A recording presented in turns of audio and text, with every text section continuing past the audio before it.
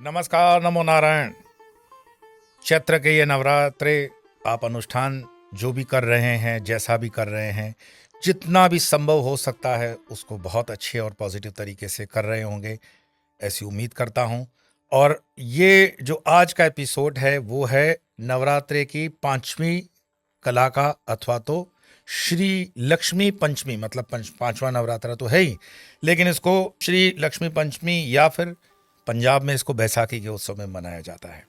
पर हम आज मुख्य बात करेंगे कि नवरात्रे के इसी अनुष्ठान में पांचवें नवरात्रे के दिन जब ये श्री लक्ष्मी का पर्व पड़ता है तो उस दिन हम विशेष में क्या पूजा करें जिससे कि हमारी धन धान्य की वृद्धि हो, समृद्धि हो, स्वास्थ्य, बुद्धि, सद्बुद्धि सब बढ़ता जाए। क्योंकि जीवन में लक्ष्मी, जिसको मैं हमेशा अष्टलक्ष्मी कहता हूँ, किसको नहीं चाहिए। तो आइए थोड़ा बहुत सूक्ष्माति सूक्ष्म रूपेण, श्रद्धा रूपेण जो भी हम कर सकते हैं उस पर ध्यान दें। कोई बहुत बड़ा करने की जरूरत नहीं है। हालांकि नवरात्रि की भले ये पांचवी तिथि है, लेकिन इस दिन जिस माता का पूजन होता है वो माता है स्कंद माता। स्कंद माता मतलब स्कंद कार्तिकेय। और मैं आपको बता दूं, शायद जब मैं आपसे बात कर रहा हूं तो आज मैं केरला में ही हूं और केरला के इन्हीं मंदिरों का दर्शन भी कर रहा हूँगा। मेरा अनुष्ठान नवरात्रि का वहीं से होगा और वहीं से जो जो आपके लिए भी कुछ मैं जमा कर सकता हूँ वो करके आपको बताता रहूँगा। तो स्कंद माता यानी कार्तिकीय अय्यप्पा स्वामी का ये त्योहार, मतलब पंच लक्ष्मी जो है, श्री लक्ष्मी पंचमी स्कंद माता के नाम से जानी जाती है। वैसे ज्योतिष में देखा जाए तो उसे पूर्णा तिथि के नाम से जाना जाता है। पूर्णा तिथि का मतलब ये हो गया कि आज के दिन आपने जो भी कार्य का संकल्प किया हुआ है, जो भी शुभ कार्य किया है या जो भी शुभ काम करना चाहते हैं, उस हेतु से कुछ प्रारंभ कर रहे हैं तो वो अपने आप में बहुत शुभ है, बहुत ही पुण्यशाली भी है। अक्सर आप पूछते हो कि सप्तशती के अंदर अगर हम संस्कृत से पाठ कर रहे हैं और नहीं कर सकते हैं तो क्या हिंदी में कर सकते हैं, मराठी में कर सकते हैं या अपनी भाषा में कर सकते हैं। मैंने बारंबार आपको बताया है कि भगवान के लिए संस्कृत का आना ये ज़रूरी नहीं है। भगवान भावना से जुड़े हुए हैं। माँ की कृपा जो है वो भावना से हमारे जुड़ी हुई है, भाषा से नहीं जुड़ी हुई है। ऐसे एग्जाम्पल मैंने आपको कई बार दिया हुआ है कि छोटा बच्चा जब बोलना शुरू करता है तब उसकी भाषा स्पष्ट नहीं होती है, और उसकी तोतरी भाषा में भी जो वो बातें करता है वो अपने परिवार को कितनी प्यारी लगती है, उसकी माँ को कितनी प्यारी लगती है। और बच्चा कितना भी बाहर खेल कूद कर खुद को गंदा कर ले, माँ ही है जो उसे गोद में उठा लेती है और माँ ही उसको साफ सुथरा करके फिर पिता के पास देती है। आप देखना, छोटे बच्चों को अक्सर पिता जो गंदे मैले हैं तो नहीं उठाते हैं, वो तो माँ को कहते हैं ज़रा साफ कर देना। फिर मेरे पिता का कहने का तात्पर्य है भगवान सदाशिव, महाशिव, हमारे शिव। और माँ जब कहता हूँ तो शक्ति। तो कितने भी आप हिंदी में कर लो, मराठी में कर लो, बस भावनापूर्ण सप्तशती कर लो। ज़रा भी मन में संकोच मत करना। आपको संस्कृत नहीं आती है, कोई दिक्कत नहीं है। आप फिर पूछते हो कि महिलाएं कर सकती है, बिल्कुल कर सकती हैं। उसमें आप समय को भी देखते हो, तो मैं कहता हूं जो आपके भावना से सुविधापूर्ण वो कर लो। लेकिन जो अनुष्ठानात्मक होता है, संकल्प लेकर जिसका अनुष्ठान करते हैं, वो अनुष्ठान में कुछ नीति नियम थोड़े कड़क लगते हैं, बाकी तो सब का सब भावना प्रधान है। और परमात्मा है वो कोई कसाई थोड़ी है कि बैठे हैं लठ लेकर के आप भूल करो और वो फटका मारे, नहीं। ये तो हृदय से हृदय का रिश्ता है। तो आप जो पूछते हो कि इसमें हवन वगैरह जो करना हो, देखो हवन की ऐसी विधि है, अनुष्ठात्मक जब हम हवन करते हैं तो उसके नियमों का पालन करना जरूरी होता है। लेकिन अगर आप सादा हवन, जिसको कहते हैं ना, सादा हवन कर लिया, हवन का रेडीमेड आजकल तो चौकी मिल जाती है, या आपने ईंटों पे भी बना लिया, किसी भी साधारण आसपास के ब्राह्मण से पूछ लोगे, ये बता देंगे आपको। या गीता प्रेस गोरखपुर में भी हवन की विधि वगैरह की जो है जानकारी पूरी लिखी हुई है, उसको आप दे सकते हो।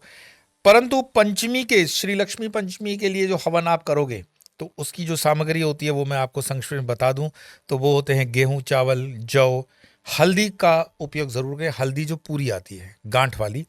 फिर अदरक भी होती है, गन्ना होता है, गन्ने के छोटे छोटे टुकड़े कर लीजिए, मतलब शुगर कैन के। गुड़ का इस्तेमाल करें।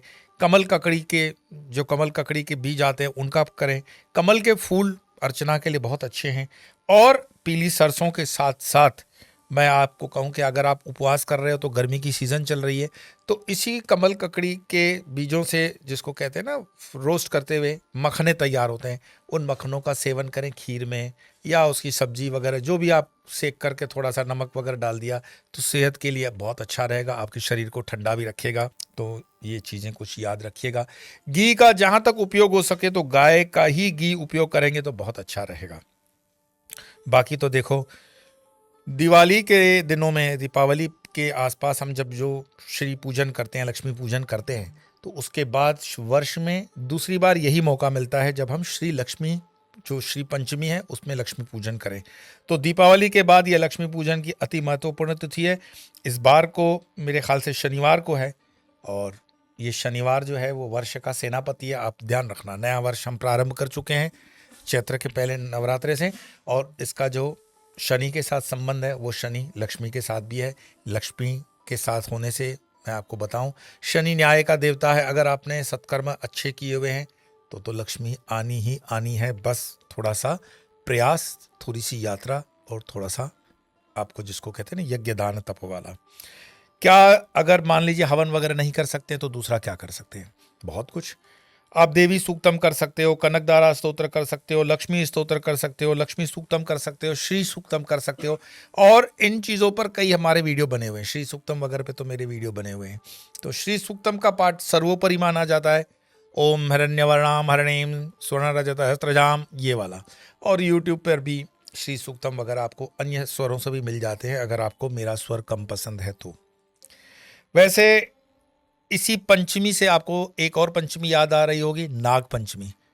तो पंचमी, नाग पंचमी वो तो ठीक है, लेकिन इसी दिन श्री लक्ष्मी पंचमी के दिन भी नागों की विशेष पूजा के अनुसंधान में वो किया जाता है, दूध वगैरह छोड़ करके, दिया वगैरह दिखा करके, जिनको सर्प दोष का प्रॉब्लम है। और नहीं भी है तो भी हमारा जो सनातन धर्म है उसमें एक आस्था और उसमें जो समर्पण है वो हमें प्रेरित करता है कि इन दिनों को हम थोड़ा बहुत जितना भी कर सकते हैं यथाशक्ति, यथासंभव वो कर लेना चाहिए। तो सर्पदोष हो तो इसी दिन पूजा करें, और रात्रि में दूध का नैवेद्य, मतलब किसी पात्र में, ऐसा नहीं कि सांप के बिल में हाथ डाल करके करोगे, ऐसी मूर्खता मत करना। तो जहाँ पे आपको लगता है सांप के नाम से, सर्पराज के नाम से छोड़ दिया, नैवेद्य के नाम पर थोड़ा सा दूध और हल्का घी का आपने दीपक कर दिया सिंगल। और मनसा देवी माता, जो नागों की माता मानी जाती है, उसका स्तोत्र या जो सर्प सूक्त वगैरह है, या सर्प से जुड़ी हुई जो प्रार्थना है, सर्पों के जो अन्य नाम हैं, उस द्वारा आप ये पूजा कर सकते हो। चूँकि हम लक्ष्मी पंचमी की बात कर रहे हैं, इसलिए नाग पंचमी की पूजा को मैं ज़्यादा कवर नहीं कर रहा हूँ। हाँ, मैंने आपको बताया कि स्तोत्र वगैरह में बहुत सी चीज़ें हम कर सकते हैं। मैं आपको बताऊं, इसी दिन दक्षिण भारत के अंदर कनकदारा स्तोत्र का, वैसे तो विष्णु सहस्त्र नाम के साथ भी कनकदारा स्तोत्र का बहुत मेलजोल बताया गया है। अगर आप इसमें लक्ष्मी का प्रयोग करना चाहते हैं कि लक्ष्मी बहुत सहज रूप से आए, तो जो विष्णु सहस्त्र नाम करते हैं उनको विष्णु सहस्त्र नाम के साथ पीछे कनकदारा स्तोत्र करना चाहिए। आज मैं कनकदारा स्तोत्र का पाठ तो नहीं करूँगा, नहीं आपको इस विषय में कोई ज़्यादा कनकदारा को लेकर बताऊंगा। रीज़न यह है कि कनकदारा स्तोत्र 20 श्लोकों का एक स्तोत्र है, लेकिन हाँ, उसकी रचना के विषय में मैं आपको जानकारी दूं कि कनकदारा स्तोत्र आदि शंकराचार्य की रचना है, और उस रचना के पीछे एक बहुत रोचक कहानी है। दक्षिण भारत के अंदर क्या होता है कि आप तो जानते हो कि यज्ञ दान तप दक्षिण भारत के अंदर बहुत उसको बल दिया गया है। लक्ष्मी जी का पूजन वगैरह भी वहाँ पर माना जाता है। तो एक गरीब विधवा के पास शंकराचार्य जी जब 8 साल तक, अब जब 8 के इसमें बनेंगे, तो भिक्षा के लिए जाते हैं कुटिया में। वो कुटिया है एक गरीब विधवा की, दक्षिण भारत की बात, आदि शंकराचार्य की बात, कालड़ी की बात। और वो भिक्षा लेने के लिए जब जाते हैं कुटिया पर, तो कुटिया में तो एक गरीब माता जी हैं जो विधवा हैं। वो कहती हैं कि मैं इस बाल ब्रह्मचारी को, इतना छोटा सा बच्चा है, उसका स्वरूप देख करके हृदय में, माँ के हृदय में तो वो मातृभाव जागृत होगा ही। तो कहती है कि मैं इसको क्या दूं, मेरे घर में खाने लायक तो कुछ है नहीं, और जो मैंने पारायण किया हुआ है, उपवास किया हुआ है, उसके निमित्त एक सूखा आंवला है जो उसके स्वयं के लिए है, उसको छोड़कर ऐसी कोई चीज़ नहीं है जो मैं इसको भिक्षा में दे सकूं। अब मैं क्या करूं? तो मन में वो आपो है, बाहर शंकराचार्य जी खड़े हैं, और शंकराचार्य जी शंकर के अवतार हैं, ये तो हमें तो स्मृति रखनी है इस चीज़ की। अब वो भावना के हाँ ना में वो आंवला ले लेती है सूखा, और मुट्ठी बंद करके आती है, संकोचवश कहती है उस बाल ब्रह्मचारी से, शंकराचार्य जो खड़े हैं उस समय भिक्षा लेने के लिए, कि भगवान मेरे पास भिक्षा के लिए ऐसा कोई भी पदार्थ नहीं है मैं आपको जो दे सकूं, मेरे घर में बस एक छोटा सा सूखा सा ये आंवला है, आप मेरे ऊपर कृपा करें और उसको भिक्षा स्वीकार करें। देखो भारत की संस्कृति, भिक्षा देना कितना महत्वपूर्ण अंग था सनातन धर्म का, जो आज हमने अपने सभ्यता से कहिए, संस्कृति से कहिए, या रोजमर्रा के जीवन से हटा दिया। मैं मानता हूं कि आज घर पर तो कोई भिक्षा लेने आए ना आए, पर हाँ ऐसी कई जगहें हैं जहां पे हम गुप्त रूप से भिक्षा दे सकते हैं, फिर चाहे बच्चियों के अनाथालय हों। मैं कहता हूं आपको जेलों के अंदर जाना चाहिए, महिलाओं के और बच्चों के, जहां पे उनको कुछ विशेष वस्तुओं की ज़रूरत पड़ती है तो आप उनको वो प्रदान कर सकते हो। वहाँ जेलों के अंदर जो बच्चे पैदा होते हैं उनका ध्यान रख सकते हो आप। ऐसा नहीं कि भिक्षा उन्हीं मंदिरों मठों में दोगे जो पहले से संपन्न है। आप उन स्थानों पे पहुंचो जहां पर सचमुच में ज़रूरत है और आप पहुंच सकते हो। थोड़ा सा प्रयास करो, और अगर आपसे नहीं होता है तो आप हमसे पूछ सकते हो कि कहाँ कहाँ हम दे सकते हैं, हम आपको कनेक्ट कर देंगे आपके नज़दीक की जगह में कि आप भिक्षा वहाँ दे दो। तो वो माता जी ने सूखा हुआ आंवला शंकराचार्य के आगे बढ़ाया। शंकराचार्य जी ने माता का हृदय पढ़ लिया। इतनी शुद्ध भावना, इतना शुद्ध, इतना सात्विक वो आंवला। और आंवला तो वैसे भी त्रिफला के अंदर आंवला की जो आयुर्वेदिक पद्धतियों की फार्मूला का इम्पोर्टेंस है वो तो आप जानते ही होंगे। तो उस आंवले को ग्रहण करते हैं, शंकराचार्य जी हाथ में लेते हैं, और एक ब्रह्मचारी सन्यासी की जो प्रार्थना होती है वो परमात्मा कभी भी अनसुनी नहीं कर सकते। शंकराचार्य जी वहां प्रार्थना करते हैं माँ लक्ष्मी से कि हे माँ, इस माँ ने मुझे जो ये आंवला दिया है तो इस आंवले के बदले में इस माँ को भी आप कुछ दें। और कहानी ये दंत कथा नहीं है, सत्य कथा है, बिल्कुल सत्य कथा है कि माँ लक्ष्मी उस कुटिया के ऊपर सोने के आंवलों की वर्षा करती हैं। सोने के आंवले, कनक मीन्स सोना और धारा मीन्स बारिश, वर्षा की धारा, जलधारा। तो सोचो बूंद बूंद अगर गिरता है तो इतनी सरोवर भर जाती है। अगर आंवले सोने के गिरे होंगे तो क्या स्थिति रही होगी। और जो ये कनक धारा यानी कि ये जो सोने के आंवले की वर्षा हुई थी, और जिस माँ ने शंकराचार्य को ये आंवला प्रदान किया था भिक्षा में, आगे चल करके उनकी वो कुटिया महालक्ष्मी के मंदिर का स्थान बनता है। आज भी कालड़ी के अंदर जो जन्म स्थान है आदि शंकराचार्य जी का, वहाँ महालक्ष्मी मंदिर नज़दीक में है। आप जब भी केरला जाएं इस मंदिर का ज़रूर दर्शन करें, वहाँ बैठ करके कनकधारा स्तोत्र का पाठ करें, और न भी कर सकें तो माँ लक्ष्मी से प्रार्थना करेंगे तो मुझे पूरा भरोसा है कि आप उसका अनुभव भी करेंगे और अनुभूति भी करेंगे कि कृपा हो रही है।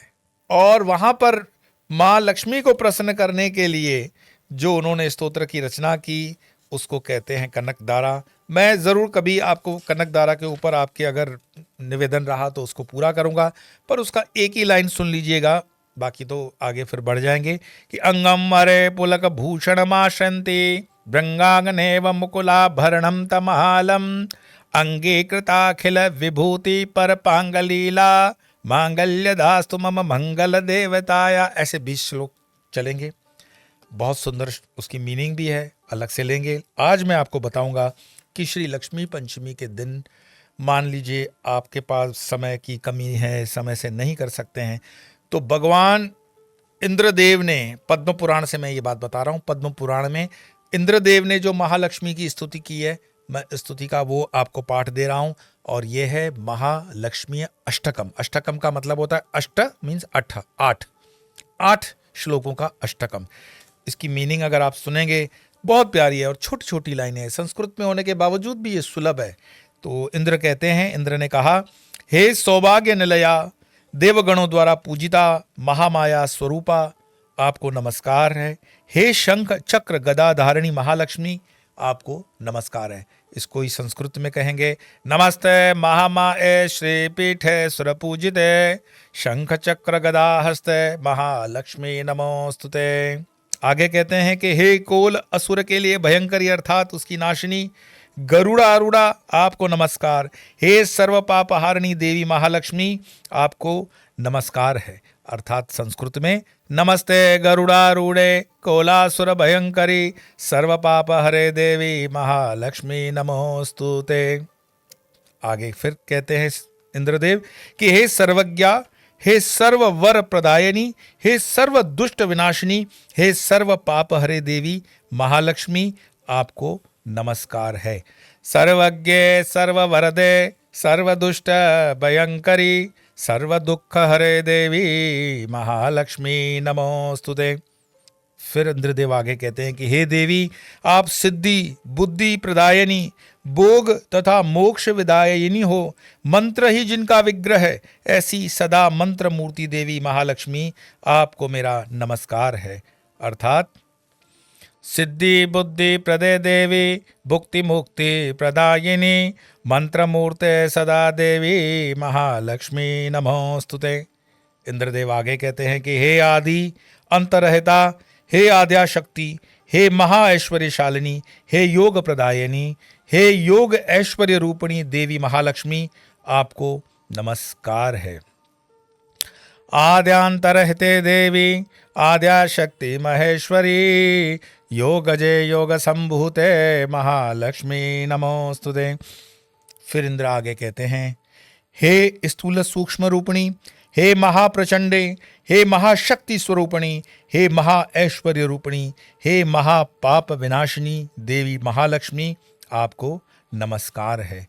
स्थूल सूक्ष्म महारौद्रे महाशक्ति महाउदरे महापाप हरे देवी महालक्ष्मी नमोस्तुते। इंद्रदेव आगे कहते हैं कि हे पद्मासनासीना, हे पर ब्रह्म स्वरूपिणी, हे परमेश्वर स्वरूपिणी, हे जगत जननी देवी महालक्ष्मी, आपको नमस्कार है। अर्थात संस्कृत में पद्मासन स्थिते देवी पर ब्रह्म स्वरूपिणी परमेशी जगन्मातर महालक्ष्मी नमोस्तुते।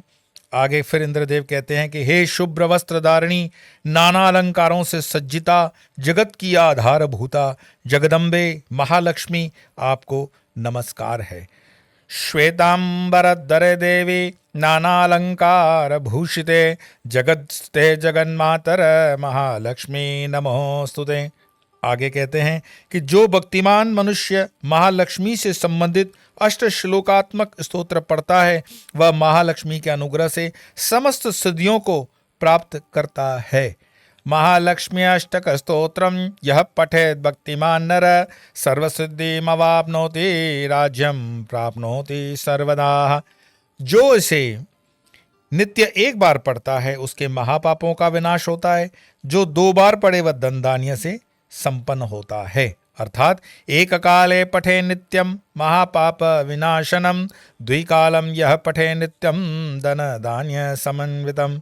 और जो उसे 3 बार अथवा 3 संध्याओं के समय में पढ़े तो उसके महाशत्रुओं का विनाश होता है एवं महालक्ष्मी उस पर सर्वदा प्रसन्न रहकर वरदायिनी तथा शुभंकरी होती है। त्रिकालम यह पठे नित्यम महाशत्रु विनाशनम, महालक्ष्मीर्भवे नित्यम प्रसन्ना वरदा शुभा। मैं टीम से कहूँगा कि महालक्ष्मी अष्टकम का PDF वो डिस्क्रिप्शन में लगा दें। गीता के 2 श्लोक को आप स्वामी यो धर्म चैनल पर देख रहे होंगे। और नवरात्रि की पंचमी की आपको बहुत बहुत शुभकामनाएं। फिर मिलेंगे अगले किसी विषय को लेकर, तब तक के लिए नमो नारायण।